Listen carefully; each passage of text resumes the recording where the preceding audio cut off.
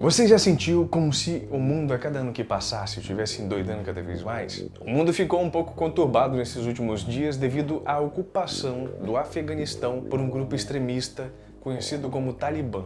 Mas aí vem a pergunta, o que está acontecendo? O que é esse grupo? Por que tem tanto país envolvido? E eu reparei que tinha muitas pessoas se perguntando qual a influência disso para a economia global e, é claro, para o nosso país, o Brasil. Eu já adianto que sim, isso pode influenciar bastante, principalmente pelo motivo disso abrir uma possibilidade que poderia ser ruim para qualquer pessoa nesse planeta. Eu vou trazer aqui um contexto geral para você disso tudo que está acontecendo e, é claro, falar qual é essa possibilidade. Meu nome é Arthur Boechat e eu sou um nerd de Wall Street.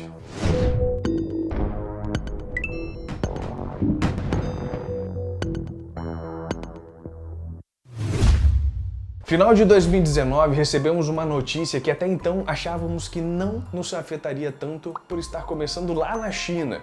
Algo que nunca imaginaríamos que atingiria tamanha proporção. E acima de tudo, colocaria o mundo de joelhos e de máscara durante um bom tempo. Aí veio 2020, o inimaginável aconteceu. O mundo entrou de cabeça em uma pandemia e mesmo em meio a tamanho problema de saúde, muitos conflitos continuaram a ocorrer pelo mundo inteiro. Só que um em específico agora está chamando mais a atenção de todo o planeta. Imagina um país onde a pandemia é o menor de seus problemas e existem pessoas com tamanho desespero a ponto de se agarrarem em aviões que estão tentando decolar para de alguma forma encontrar um meio de fugir daquela situação. Algo que chocou a todos nós ao ver imagens de aviões que decolaram, que por motivos óbvios eu não irei mostrar aqui, e logo em seguida pessoas caindo. É difícil conceber algo assim, ainda mais diante de um momento que para nós brasileiros até então o problema maior seria desse coronavírus que nos persegue já há um tempo. Mas o que está acontecendo de fato? Vamos lá. Um grupo extremista chamado Talibã, que por incrível que pareça significa estudantes, assumiu o controle do Afeganistão. Esse grupo teve origem lá no Paquistão e foi criado por um grupo de estudantes de escolas religiosas de lá. Não é a primeira vez que o grupo toma conta dessa região. No ano de 96, ele assumiu o controle do país e implementou uma série de medidas incrivelmente extremistas. E as mulheres, com toda certeza do mundo, foram as que mais sofreram. Não as únicas, mas com certeza as que mais sofreram. As punições nesse período do regime talibã eram mais severas possíveis, ao ponto de vidas não importarem tanto. Só que em 2001, o mundo parou mais uma vez devido aos ataques de 11 de setembro.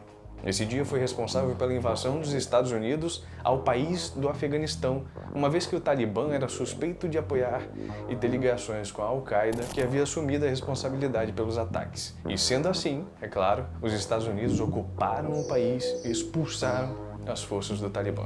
Passado esse breguedê todo aí, ano passado os Estados Unidos assinou um acordo para a retirada das tropas americanas e finalmente chegamos ao agora, onde os Estados Unidos investiram bilhões de dólares para capacitar o poder militar daquela região e agora o Biden aos poucos vem tirando as tropas de lá. Só que indo contra o que a maioria pensava, o Talibã com certa facilidade até acabou tomando o poder novamente do país, prometendo serem mais brandos em sua nova conquista. Mas é claro que nem de longe tais afirmações foram suficientes para os habitantes do país, que agora estão desesperados para o deixarem o mais rápido possível. Mas beleza, aí vem a pergunta. Arthur, como que você consegue pensar na economia do mundo em um momento como esse, em uma hora como essa? Olha, na verdade é bem fácil e simples.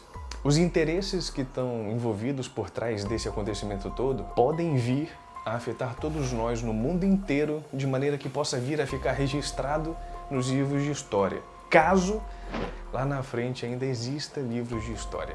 Não estou aqui para pôr medo em ninguém, tá bom? Sério, muito pelo contrário, eu quero trazer informação, algo que hoje temos muito mais fácil acesso do que no século passado, que era muito mais difícil chegar nisso. Se liga nisso que está acontecendo agora. O Afeganistão é um país com formação montanhosa e não tem acesso pelo mar e é um pouco maior do que o estado da Bahia, por exemplo. Se fôssemos comparar, apenas o estado do Amazonas, do Pará e do Mato Grosso seriam maiores. Possui fronteiras com 6 países e todos eles possuem uma certa preocupação ou até mesmo interesse com o que está acontecendo agora. Desses países, 3 são aliados diretos da Rússia, que por sua vez, é claro, possui tanto interesse econômico quanto interesse político. Segundo o jornal Globo.com, o interesse maior da Rússia seria fortalecer o Talibã contra o Estado Islâmico e manter ele longe do norte do Afeganistão por ser uma área estratégica. Se você já jogou War, você sabe muito bem a importância que tem alguns territórios estratégicos e, pelo visto, na vida real não é tão diferente assim. A China é quase a mesma coisa. Fazer contraponto aos Estados Unidos, claro, a mesma coisa que a Rússia quer, e o outro, o interesse nos minérios do país. E quem sabe também melhorar os investimentos em um projeto que tinha desde 2016 para a criação de uma nova Rota da Seda. Se você chegou a assistir aquele seriado Marco Polo, que tem lá na Netflix, sabe do que eu tô falando. Inclusive é um seriado muito bom. Naquela época, a Rota da Seda eram rotas extremamente importantes no comércio que tinha entre o Oriente e o Ocidente. Existem outros motivos também, como por exemplo, o medo que a China tem na fronteira com o país, com o Afeganistão, onde tem um grupo chamado... Eita ferro, como é que falava mesmo? Uigures. O medo é que esse grupo se fortaleça devido aos laços entre os grupos extremistas do Estado Islâmico. E eu vou te dizer, viu? É um balaio de gato danado essa história. E olha que eu tô falando aqui apenas das 2 maiores potências que estão de olho de verdade nisso aqui. Ainda tem vizinhos que são a Índia, o Irã, o Paquistão. O problema que nós temos aqui é a quantidade de interesses envolvidos, sendo o pior de todos o político e o econômico.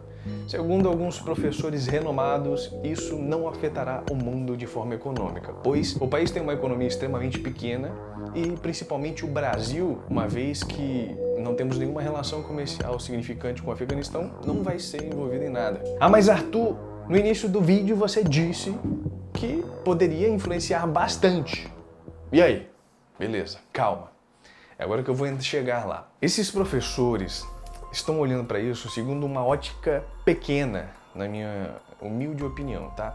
Quer dizer que eles estão errados? Não, muito pelo contrário, eu até concordo com eles. O problema aqui é, com o andamento das relações entre as nações, se olharmos sobre a ótica econômica do Afeganistão, o impacto é mínimo. Apesar de que, para mim, vida nenhuma deveria ser considerada impacto mínimo, né? Mas tudo bem. Agora, se olharmos sob a ótica de que pode piorar os ânimos globais, inclusive as relações entre os países devido a conflitos de interesses, é aí que a porra fica séria.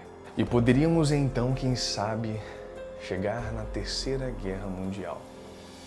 Nossa, Arthur, você tá exagerando muito. Talvez eu até esteja, mas isso não quer dizer que eu não vá pensar sobre isso daqui. A produção mundial caiu mais de 40% na Segunda Guerra Mundial. Imagina então agora, onde o mundo inteiro possui relações comerciais e de alguma maneira isso for quebrado devido a conflitos, sem contar que tecnologia hoje, principalmente de armamentos, está muito mais avançada. É loucura pensar nessas coisas, né? Na verdade, não mesmo. Loucura seria não sequer imaginar um cenário como esse. E se tem uma coisa que esse pandemônio todo me ensinou, é que o mundo pode virar de cabeça para baixo quando a gente menos espera. E eu e você temos exemplos já na história disso aí. Agora que você já deu like nesse vídeo e se inscreveu nesse canal, é claro, comenta aqui embaixo o que você acha disso tudo. E principalmente, se eu te ajudei a entender melhor o que está acontecendo. E é claro, eu tive que resumir muito isso daqui, mas eu acho que deu para passar um pouco a ideia do que está se passando por lá. Meu nome é Arthur Boechat e eu sou o Nerd de Wall Street.